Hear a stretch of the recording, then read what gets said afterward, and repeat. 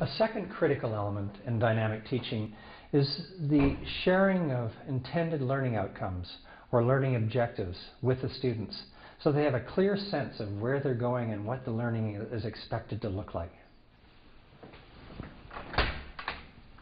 This is a classic case of where I think a picture will say far more than 1,000 mathematical symbols. And the idea is simply this, that suppose we have some function. There's an interval right here.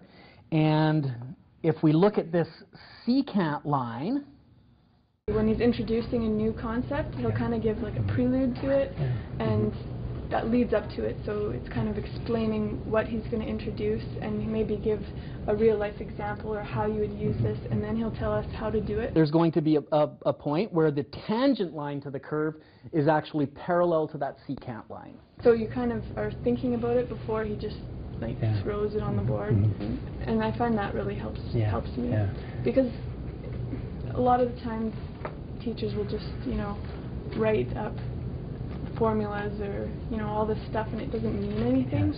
So I find that he makes it mean something, so you learn it better. And we saw one kind of quick example of how we could use that to help us show that, say, a graph of a function only crossed the x-axis once. Okay, that's the way we used it yesterday.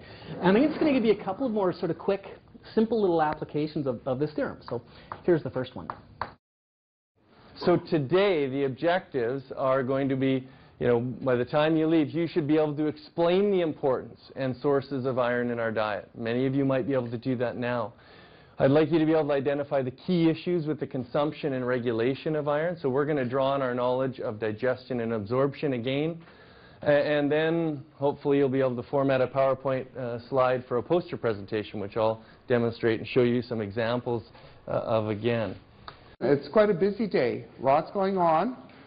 Today they'll be looking at integration and looking at primary workshop. Very relevant to your placements this year. So that's what we'll be doing. And the obvious theme is going to be about the human body. So that will be the integration model. So I've come to that realization that the time is better spent on going more in depth into concepts, fewer of them, that when people go away, I have them actually check on their course outline at the end. Here were the outcomes. How did we do?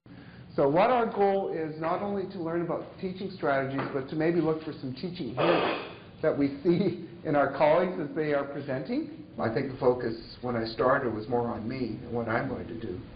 Now I'm way better at thinking about what students and what they will do. That's my evolution.